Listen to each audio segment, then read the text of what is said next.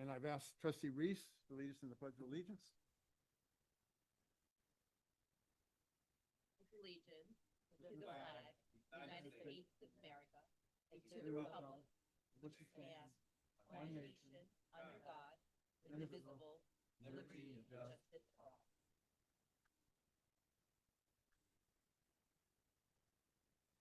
We have roll call, please. Student Trustee Malik, Yes. Student Trustee Migliaccio, Here. Trustee Withrow, Yes. Trustee Gonzalez-Ewan, Trustee Napoli Bellarice, Trustee Delphine Polk. Here. Trustee Johannes. Here. Trustee Gonzalez Brito, absent. Trustee Quinlan. Here. You have a quorum.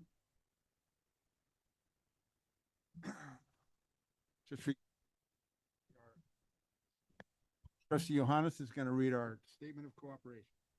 The Peralta Community College District Board of Trustees is committed to our effectiveness as a board.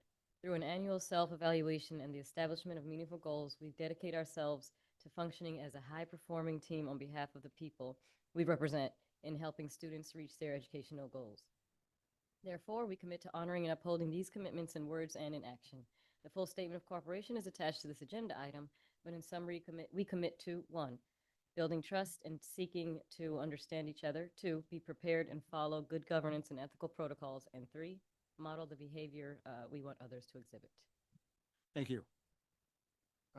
Can we have a report out of items in closed session? In closed session on December 9th, the board took action to approve the unpaid suspension of employee number 566. The board voted 7-0 to approve this, with Trustee Withrow voting yes, Trustee Gonzalez-Ewan voting yes, Trustee Napoli Bellarice voting yes, Trustee Delphine Polk voting yes, Trustee Johannes yes, Trustee Gonzalez Brito yes, and Trustee Quinlan yes. Thank you. That's it? Thank you. Can we get a motion to approve the agenda? Second. Trustee came from, the motion came from Trustee Gonzalez-Ewan, and the second came from Trustee Deanna Polk. And is there any discussion or any amendments? Okay, can we have a roll call, please? Student Trustee Malik, Yes. Student Trustee Migliaccio, Yes. Trustee Withrow, Yes. Trustee Gonzalez-Ewan, Trustee Napoli Bellarice, Trustee Delphine Polk, Yes. Trustee Johannes, Yes. Trustee Quinlan. Yes. Motion passes. Item 2.7, approval of the minutes. Can I get a motion to approve the agenda? The minutes, sorry. Trustee Withrow moved it? Second. Second, Trustee Reese seconded. Any discussion on the minutes? Any changes? Roll call, please. Student Trustee Malik, Yes. Student Trustee Migliaccio, Yes. Trustee Withrow, Yes. Trustee Gonzalez-Ewan, Trustee Napoli Bellarice, Trustee Delphine Polk, Yes. Trustee Johannes, Yes. Trustee Quinlan. Yes. Motion passes. Associated Student Government Reports. Are there any reports tonight from our students? No reports? Peralta Classified Senate Report.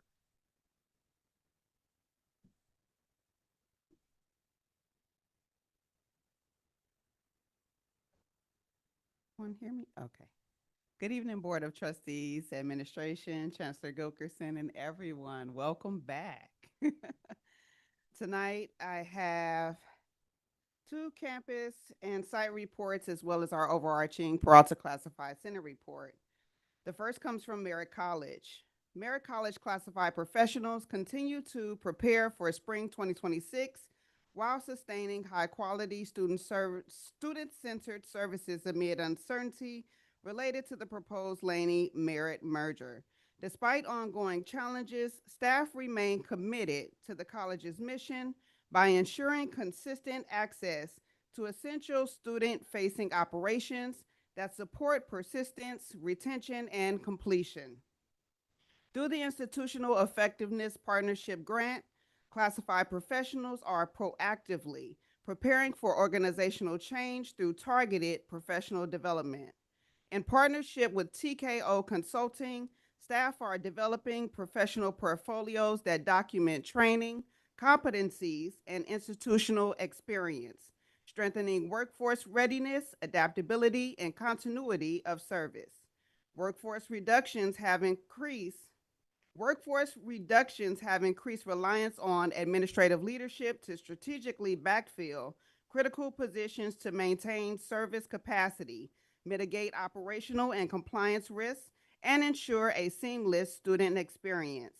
Recent safety concerns further underscore the importance of adequate staffing, clear safety protocols, and timely administrative response to protect employees, students, and campus operations.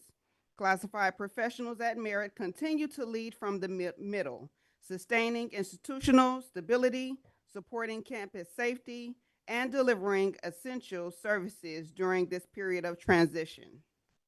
The next report comes from the District Service Center Classified Senate.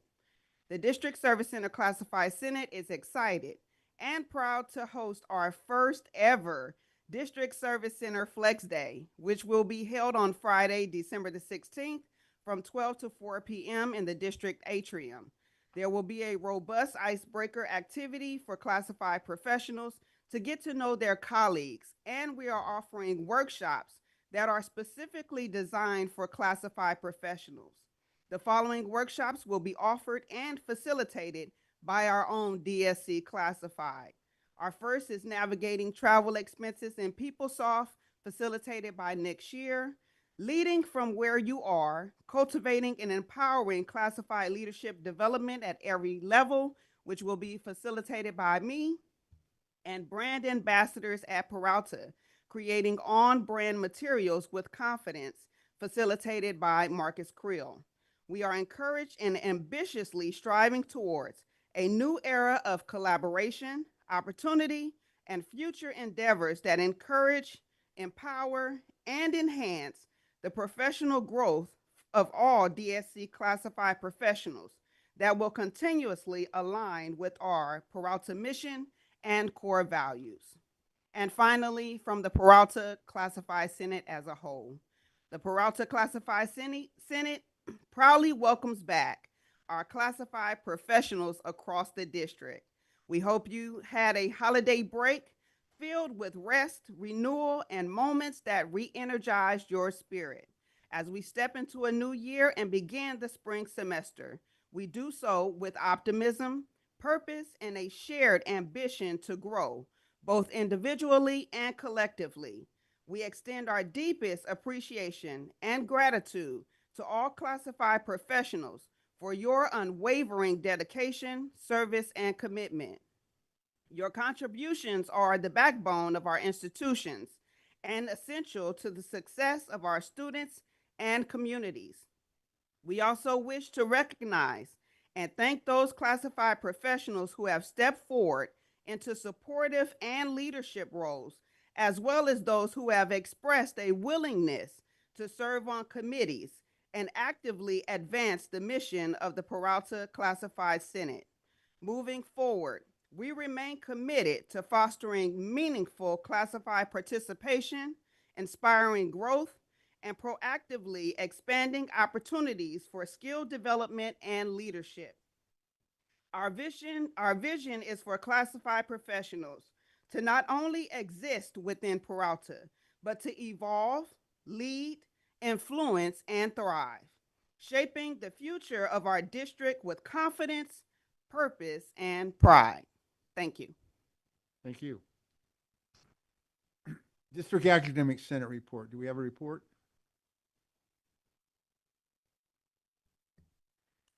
Good evening, Board of Trustees, Chancellor, college administrators, and our entire campus community. It's hard to believe it's January already.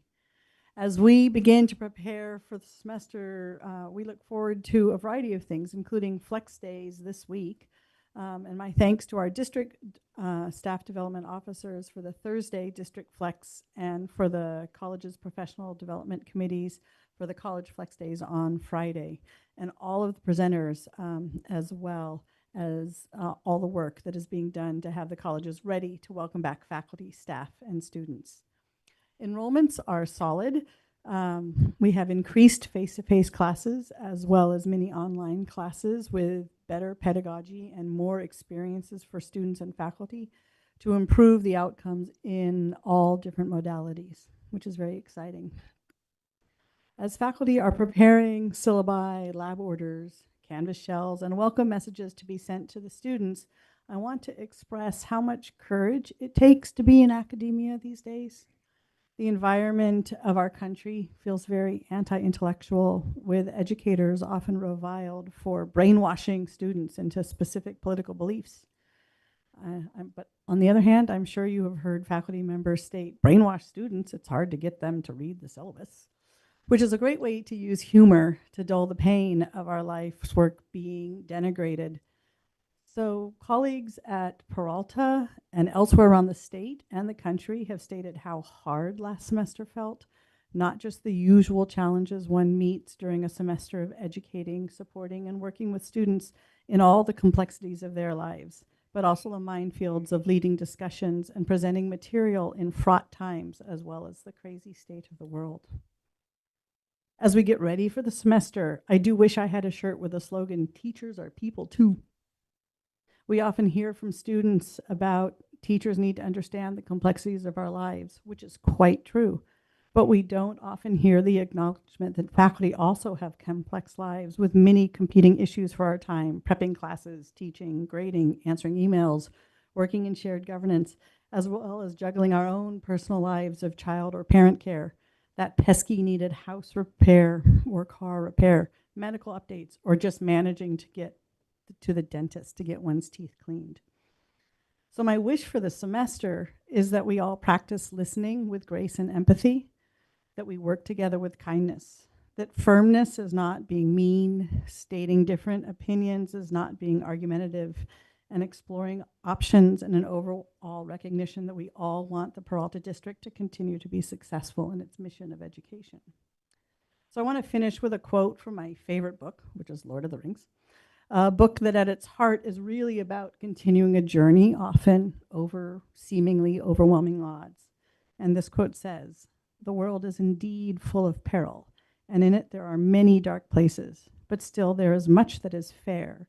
And though all lands is now mingled with grief, it grows perhaps the better," by J.R.R. Tolkien.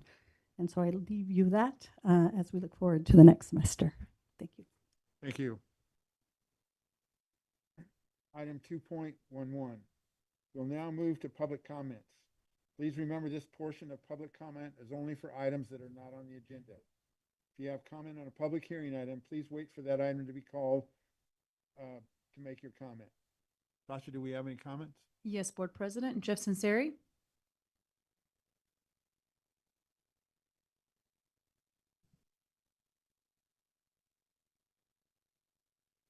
Now I got to think about quoting literary type. It's a whole competition now. Okay. Look, it's good to see everybody again. I hope everybody had a restful and happy holiday break.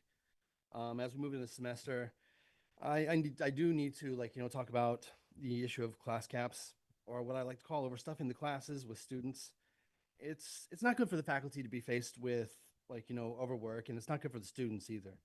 However, over the past week, both the district and PFT have made great strides in rectifying this issue, even if it's too late for our students this semester. While I'm happy and proud of both PFT and the district, which I never really thought I'd say, in finding the common ground, I'm happy and proud that both PFT and the district found common ground on this, even if the patch of ground is relatively small. But in thinking about those classes, but in thinking about the classes that are full of students and ready to learn and think critically about the world around them, I get concerned that as we continue to rely on data to make decisions about classes, programs, and majors, that we want to be sensitive to the fact that some of these programs that may not have many majors, transfers, or graduates have their value in preparing students for the world outside of the classroom, where it's, sorry, professor, but shitty. Where they're literally dehumanized. I'm just saying that data doesn't have to be the only thing that we lean on when making difficult decisions come. None of this is an accusation, mind you. I'm in nearly all these meetings myself, and I know that we're sensitive to it. I just want us to think of this as a rather loud reminder to all of us as we move forward to start the hard work of change while educating our students at the same time. Thanks. Thank you. There are no other comments. Thank you to everyone who made time to address the board during public comments. 2.12, Chancellor's Report. Well, happy Gregorian New Year, everyone. It's been a little over a month since our last board meeting, and I hope you've all had an opportunity over the winter break to spend time with family, friends, and I know I've been in a very reflective space personally. So, but pleased to have another day on this earth to be with you all. So the day after our last board meeting, the Peralta Community College District and Laney College hosted Light the Path, Light the Field, a luminary walk honoring the legacy of John Beam. The program included musical performances by Portraits of Unity and Tashetta Henry, and spoken reflections from President Upsada, Josh Ramos, Sakai Metcalf, Tania Mitchell, the Honorable Barbara Lee, and me. My thanks to board president Louis Quinlan, who also spoke and announced the board's decision the night before to rename the Laney Fieldhouse the John Beam Fieldhouse. We then gathered luminarias, which are small lanterns, and made a collective walk from Laney College campus to the football stadium, reflecting the journey Coach Beam walked with generations of students, illuminating the path to the field he loved. At the football field, the luminary candles spelled the word believe under the Eagles logo, honoring what Coach Beam was known for telling students, I believe in you so you can believe in yourself. A short video played on the Laney scoreboard, followed by a beautiful drone light show. It was a really emotional night. And I really want to offer my gratitude to all who were able to be present with us. There was nearly 1,000 people who joined us that night. And I would like to personally thank Dr. Apsada and the staff and volunteers from Laney and the District Service Center for their support with everything from setup to coordinating things. Special thanks to Joe Sullivan for editing the video shown on the Laney Jumbotron, and to Alejandro Acosta for helping me with the sound in the sound box. I want to again offer my heartfelt condolences and deep appreciation to the Beam family for participating in the tribute and walk. And for those who could not join us, a video is available on the Peralta College's YouTube channel if you'd like to view the memorial tribute. On Saturday, January 10th, the Beam family held their celebration of life for John Beam at the Henry J. Kaiser Auditorium right across the street from Laney. Later that afternoon, I joined Dr. David M. Johnson for a trip to Merritt College along with Mark Johnson for the Don Hangisto celebration of life. As noted last month, Don Hangisto spent his career at Peralta, starting as an English professor and division chair, and eventually serving as the president of 3 different Peralta colleges: Feather River College, when it was part of Peralta, College of Alameda, and Merritt College. It really, honestly, it was such a heartwarming celebration of life. The space at Merritt was transformed into a historical area of Peralta documents. So they had documents from faculty evaluations he'd done, honors he'd had, scorecards that he'd done in humanities classes. It was pretty amazing what was there in terms of a living testament to his work. And many of his wife Norma's beautiful paintings were also on display. And again, as I reminded folks, that they both have a scholarship at the Peralta Colleges Foundation in their honor. So it was such a nice to honor his legacy with his talented family. His grandson has a lovely singing voice. He sang about 3 songs, and his granddaughters also read poetry and shared incredible memories of a man of a life well lived, passing away at 90 years old. And it was really heartfelt to also, and you'll see a picture there, being joined by many Peralta retirees who actually came to pay tribute and their respects. So my many thanks to Don's family, Sonia, Eric, and Kirsten, for sharing your dad with Peralta for over 40 years, and your continued generosity to the Peralta Colleges Foundation. My thanks also again to President Johnson, to Tara Marrero, and the Merritt crew. They did a wonderful job with the facility and the food. Speaking of food, on December 18th, the District Service Center held our annual holiday potluck. It was a much-needed opportunity at the end of the term to be together in fellowship, enjoy each other's company, and eat fantastic food. I love a potluck, y'all. Really, people bring their best food. And thank you to Abdul Pridgen for finally bringing something this year. he always is eating and never, anyways. So we celebrated our colleagues working in the warehouse who won our holiday door decorating contest. They had some impressive competition, adding holiday joy throughout the district service center.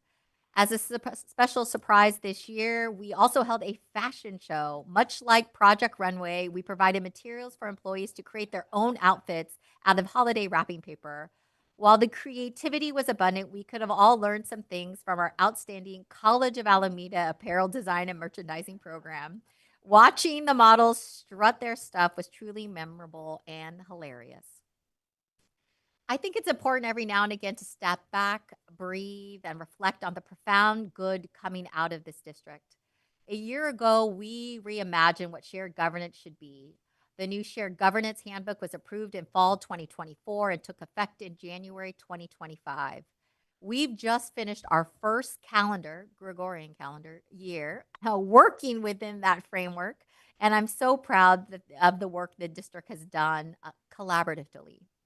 Faculty, classified professionals, administrators, and students have embraced the framework of our new Shared Governance Handbook, and as a result, we are making progress on the transformation plan and other critical governance issues like community safety. I want to thank everyone who participated in our shared governance process in 2025, and special thanks to student trustees Malik and Miliaccio for their support recruiting students for all of the district communities. Committees. I really appreciate all of you. Last Friday, we hosted our Spring 2026 International Student Welcome Day at Berkeley City College. BCC President Dr. Denise Richardson warmly welcomed 33 new international students to Peralta. Our community partners, including the Oakland Vietnamese Chamber of Commerce, Alliance Cigna, our International Student Health Insurance, InterVarsity, and the BCC Science Lab Coordinator, Emily Segal, introduced students to resources available to them. There were also on hand to answer questions and play a key role in welcoming our students. During the event, students learned about their requirements as F1 students, had a chance to participate in intercultural presentations and discussion, as well as learn about upcoming events and campus resources. They also heard about the exciting new shuttle service launching this spring, so look out for more announcements to come. My thanks to the International Student Support Team, including Kelly Nadler, Carla David, Annie Yu, Michelle Lee, Kelly Guam, Pamela Crumpton, and Todd Shima, and also to President Richardson and the BCC team for hosting. And that concludes my Chancellor's report for this evening. Thank you, Board. Thank you, Chancellor. Board Policy and Administrative Procedures. Item 3.1, first reading of board policies. Is there any discussion on this item? If not, we'll move on to the next item.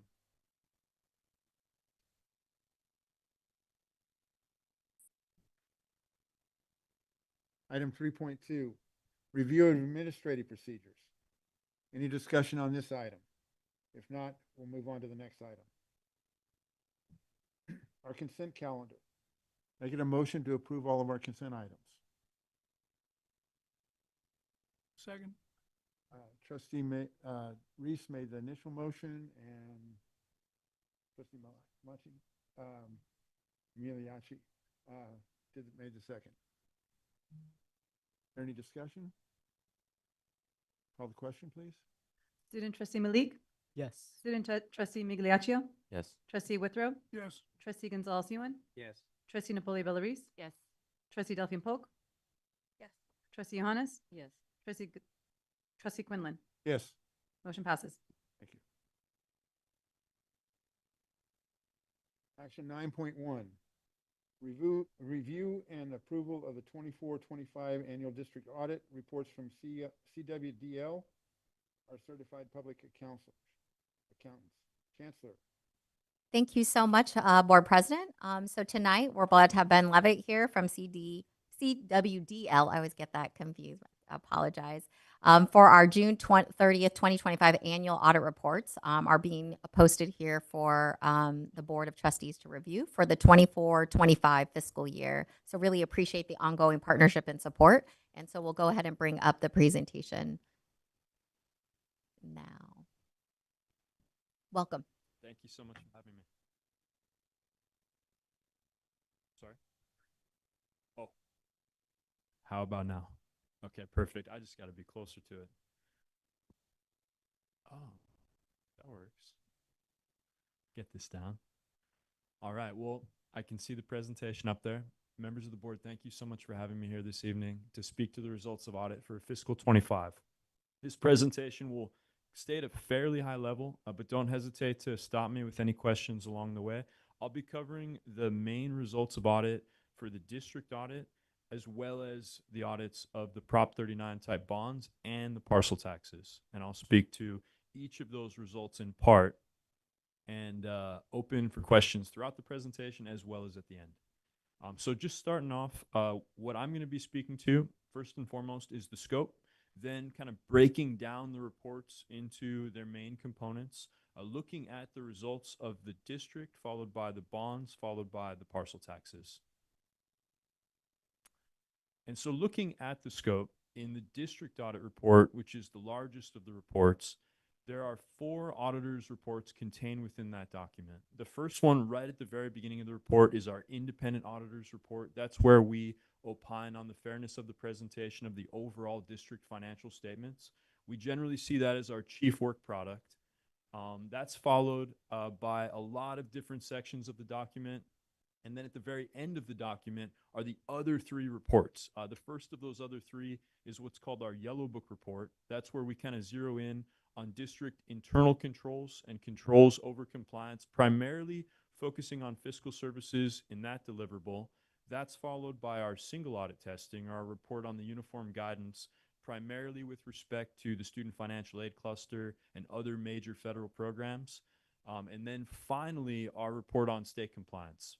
State compliance, far and away the broadest area of our testing, looking at all of those things spelled out by the Chancellor's Office in their annual update to the contracted district audit manual. So those are the 4 deliverables within the district audit report. And then as we'll see on the next slide, we've got a lot more reports to talk about. So Measure A and Measure G, the Prop 39 type bonds, those each have 3 auditors' reports within them. There's the independent auditor's report on the fairness of the presentation of the broken out bond financials.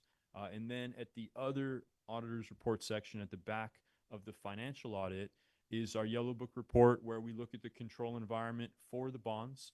And then the performance audit, which is kind of unique. It's really just answering a single question: were any funds spent outside of the provision of the ballot language? Very sensitive test, and it's kind of a yes or no with any findings noted related to what we see there. And then for the parcel tax, very similar with respect to having the financial and the performance requirements. So financial audit also requiring us to opine on the fairness of the presentation of the broken out parcel tax financial statements. Yellow book report for both parcel taxes, looking at the control environment pertinent to the parcel taxes. And then finally the performance audit, looking to do exactly what it's trying to achieve for the Prop 39 type bonds, which is ask us to speak to that question and put our name behind it of were any funds spent through the parcel tax that were outside of the provision of the parcel tax language that was put in front of voters at those respective elections. And so getting into those results, and I think, let's see, perfect. So we just kind of go into the components of the audit. In the case of the district audit, if you wouldn't mind backing up one slide, actually. Perfect, thank you. That report starts with our independent auditor's report. I'm pleased to report to the board for fiscal 25, we are able to render an unmodified opinion on the district's financial statements. That is the highest quality opinion an external firm can provide, and is to say, based upon the results of our testing, the financial statements as presented can absolutely be relied upon by this governing board, the district, and all the district stakeholders. That report is followed by a number of different pages before we get to the other auditors' deliverables. So on the very next slide, we'll see kind of a listing of some of those sections. And I'm not going to belabor it, but immediately after that first report, we've got the MD&A, which is providing some year-over-year analytical information, followed by the basic financials or the core financial statements, the actual numbers in the financial report. And then on the next slide, we can see following those core financials, The notes to the financials, the largest section of the document, provides additional detail on the balances contained within the core. The required supplementary and the supplementary sections show state required and federal required schedules to further support and give detail on the financial information in the report. And then finally, after all those sections, in the other independent auditors reports spot, starting on page 83, we get to the other three auditors reports. That yellow book report on controls over compliance, the single audit, the federal testing report, and then the state compliance report. And then following that, should there be, well, regardless of whether there are findings or not, there's going to be a summary of auditors' results that's going to show something. It's either going to show blank pages or comments. And then that's followed by a voluntary section that the district provides in the continuing disclosure information, which district management provides of its own accord to give a little bit more context to the financials for users of the financials. And on this next slide, I want to call out my firm because we made a mistake. Please do not go off of the information on here. And this is an important slide. I'm going to distinguish exactly what the results are as apart from what's on this slide. I apologize to the district. We will provide for the board record an updated PowerPoint that's going to remedy this. But essentially, this should show the results in the district audit report, and it's not portraying that. So I'll break them down. I've got them here electronically, going off of what's actually in the document.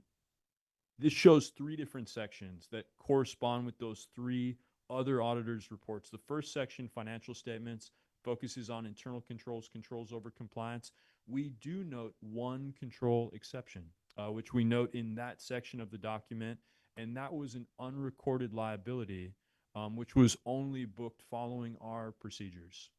That was an account payable amounting to approximately $1.6 million that was not booked in the course of regular fiscal operations. Fortunately, during our year-end substantive testing after the books were closed, we did note that as an item from our testing. And we do note that as a significant deficiency, which is the lesser two types of reportable findings in that other auditors report section in the yellow book report.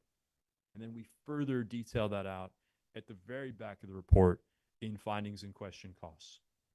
So maybe just because the findings are always a very important section, I want to just take a quick moment just to open up for any questions any member of the board may have on that significant deficiency in the yellow book report section prior to proceeding forward.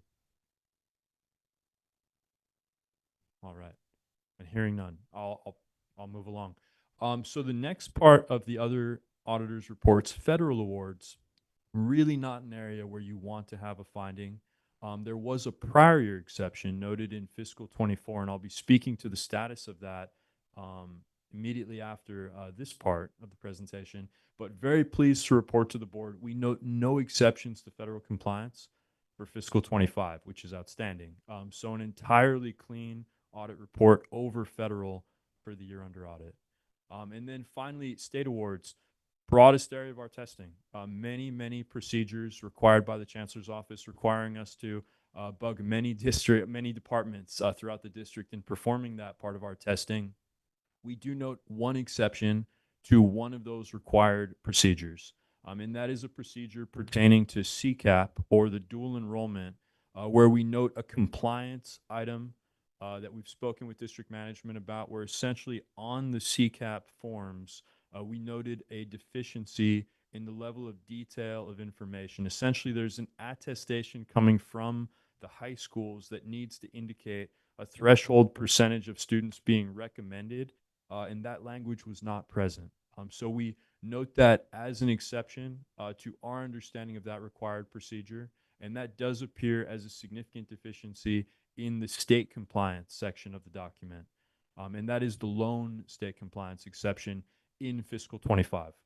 So just to be very clear with the board, we do note two exceptions during the current year, listed as findings 2025-001 and 2025-002 over the Yellow Book report and state compliance. All other areas required for testing, federal and state, along with all other controls noted during our audit. We note no additional exceptions. And so looking at the follow-up from the prior year, which is always an important thing for us to do, to give that status update on anything noted during 2024, we noted 2 exceptions in the prior year. Very pleased to report to the board, we note both of those items as implemented by management during the year under audit. Finding 2024-001, a weighty finding that pertained to student financial aid cluster. That was an area where we noted in the prior year that there was not a sufficient system, documented system of control in place over key areas of student financial aid awards. We note during fiscal 25 that that has been appropriately remedied, and we were able to reflect that as implemented in the current year under audit. The other comment coming out of the prior year pertains to the student-centered funding formula, state compliance item. That was really focusing on actual hours of attendance method. That was an area of some positive attendance classes, which is a challenging area, where there was not, there was some form of a breakdown between attendance as documented by the professors and attendance as claimed on the 320 to the chancellor's office. It was not across the board, but it was significant enough to report to this governing board in the prior year. We note no such exception during fiscal 25. And so we were able to reflect both of those prior comments as implemented in the current year. And so with that, and like I mentioned, we will be sure to revise this PowerPoint to correct that for the board record. No other issues with the PowerPoint though. So continuing on to the next slide, bond financial and performance audits. Fortunately, these results and the parcel tax results are presented correctly. So in the case of the bond reports, 3 auditors' reports there. The first of the 3 are independent auditors' report, where we speak to the fairness of the presentation of the bond financials. We note no concerns there. We express an unmodified opinion over both Measure A and Measure G for fiscal 25.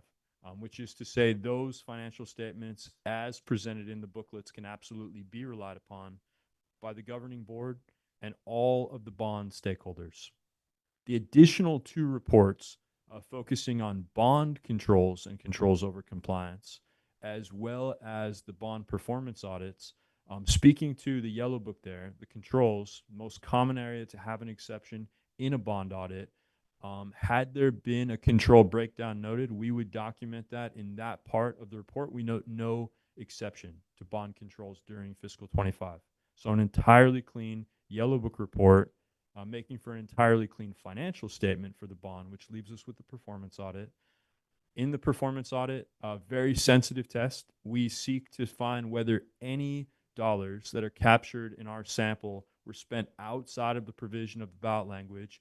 And we can see on the screen extremely large raw expenditure samples. So in the case of Measure A, not very much activity in Measure A during fiscal 25. We tested virtually all of it, over 98% of those dollars spent.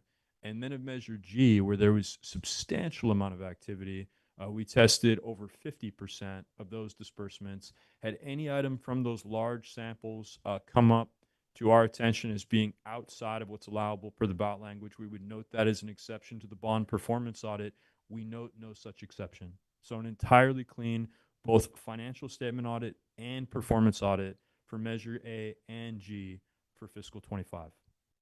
And on the very next slide, we speak to the parcel tax results.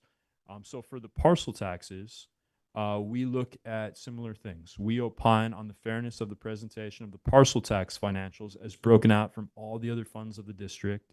And pleased to report, we express an unmodified opinion over those presentations. Again, the highest quality opinion that we can render, and is to say the parcel tax audits can absolutely be relied upon by the governing board and all of the stakeholders of the parcel tax financials. The next reports speak to our testing on internal controls, controls over compliance, and performance. We similarly note no exceptions to the parcel tax control environment for Measure B and Measure E, as well as performance. We note from our samples of the parcel tax disbursements, no exceptions to performance, which is to say, from everything we've looked at, without consideration of materiality, there was no item that came to light as being outside of the provision of the parcel tax elections. And so entirely clean audits for both bonds and parcel taxes, with the two noted exceptions for the district audit. And I know I covered that all at quite a high level, so I want to make sure to open up again to the board for any questions any member of the board may have on any of these results, any of our procedures, or any aspect of the audit reports for fiscal 25. Yeah, I have a, thank you, first Yeah. of all. And the unmodified opinion is great on both sides, so thanks again. Absolutely. Thanks, Peralta, I guess. But I just have a clarifying question, I guess, Yes. just regarding the percentage tested. Yes. Is that, how were the numbers chosen? Like some said 98, some said 4, some said, right? Good question. So there's generally I'll start with the bonds. There's an understanding among firms operating in this space that the performance audit is an area where we kind of blow past standard practitioner guidance. So typically, raw amounts of coverage would never look like that. They'd be far, far less. But generally speaking, this is not as abnormal as you would think. Looking at other peers of our firms like Eide Bailly or Crow Horwath or CLA, they're going to also target generally over 40% coverage. In many cases, you'll see it even over 60% coverage. The goal that our firm takes is to not cherry pick. So we're really trying to get good representation, some very large transactions, some very small ones.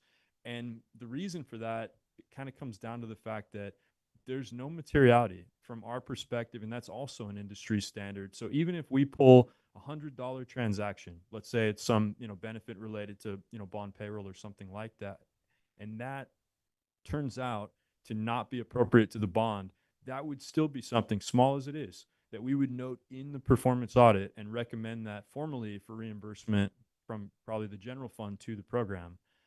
So to speak to your question on the bonds, you wouldn't really see that in almost any other kind of audit outside of a forensic audit. But in this kind of particular space, California Prop 39 type bonds, very high coverage is the norm for firms that operate here. And we just kind of fall right in line with that. On the parcel taxes, quite a bit different. And that's kind of an interesting one. So looking at the parcel taxes, on the non-payroll side, we see quite a bit. Generally speaking, I think for Measure B, it was relatively low activity year. But for Measure E, an incredibly small percentage. That percentage would frankly still be probably on the large side for typical coverage that we shoot for. But in that case, it kind of boils down to the thing that we're sampling from. So they're sampling from payroll expenses, looking at individual pay stub transactions. The individual transaction, even for quite a number of transactions, is still going to amount to a relatively small portion of the overall whole. It's a very, in a sense, it's a very flat population. Many items, every individual item being relatively small. Where in the case of a bond program, you're going to see general contractor invoices, single invoice, could be in the millions. So there still quite a bit of coverage, but based on the nature of what's being tested, it does appear quite a bit different in terms of that raw dollar value. And that in part is based on what we're looking at. It's also based on differences in conventions between testing a Prop 39 bond versus parcel tax. But I'm glad you asked the question, because in both cases, they're a bit different from how we would typically conduct our sample sizes based on practitioners' guidance, where we're not really thinking about raw percentage coverage at all. We're really just thinking how many samples out of so many items in a population that's expected to yield, say, 95% confidence level with 2 expected deviations. Does that require, is it 25, is it 40, is it 60? And this is taking a bit of a step away and kind of beyond that methodology. So it is quite unusual. Yeah, definitely. Are there any other questions, comments? Can I get a motion to approve this Item 9.1. Move approval. Second. Motion was made by trustee Polk, Delphine Polk, and the second was made by trustee Johannes.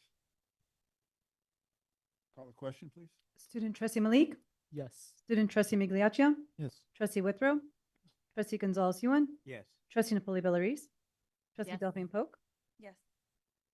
trustee Johannes, Yes. trustee Quinlan. Yes. Motion passes. Thank you so much.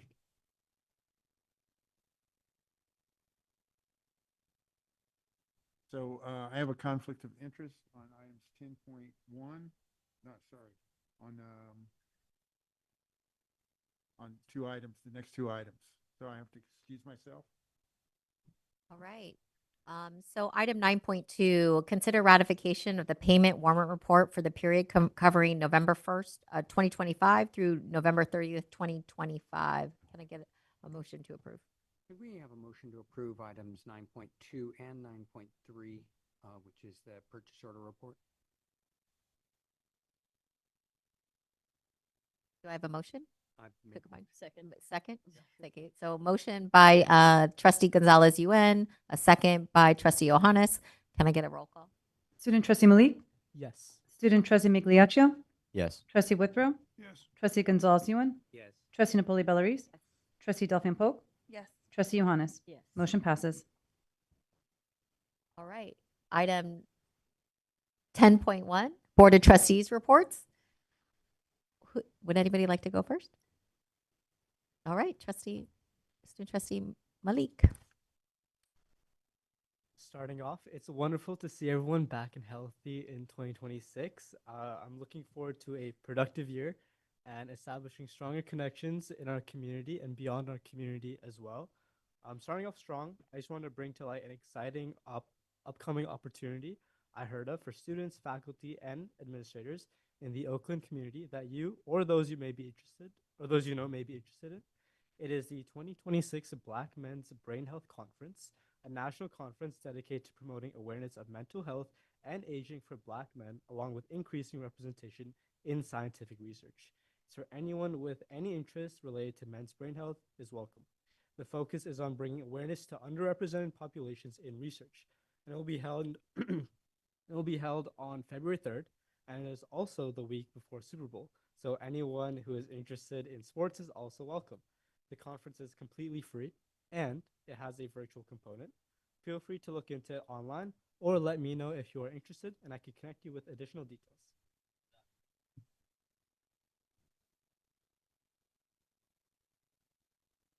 Yes.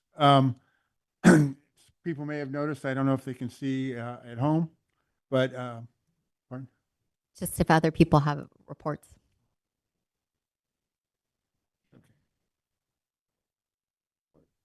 Mine's very short. Thank you. Mine's just very short. For the students listening to the audience, I hope your winter intersession classes went very well. Mine did.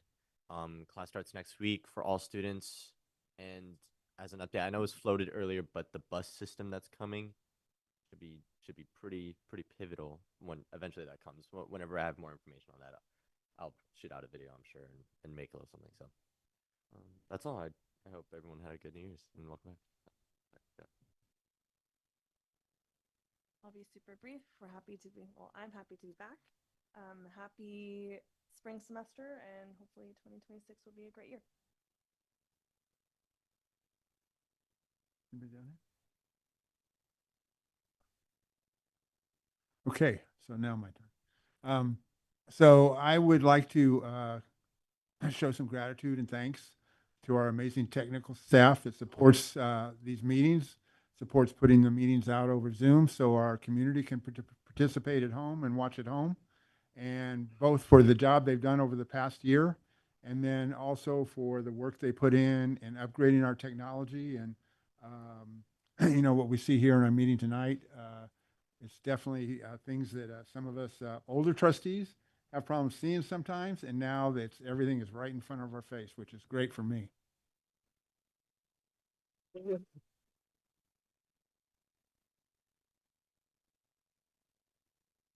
So can we have a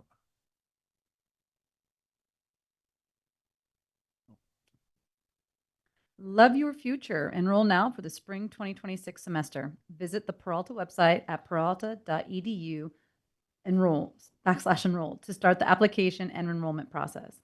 Welcome back, faculty. Please join us for the district-wide professional development Flex Day coming up on Thursday, January 15th at Merritt College in the Newton Seal Lounge. The day kicks off with a continental breakfast at 8 a.m. The Peralta Colleges will be closed on Monday, January 19th in observance of Dr. Martin Luther King Jr. Day. Welcome back, students. Spring 2026 classes start on Tuesday, January 20th, and each college has Welcome Week activities planned. See the college websites for details. It is not too late to enroll and join us. Thank you. And with that, the meeting is adjourned. Thank you, everybody.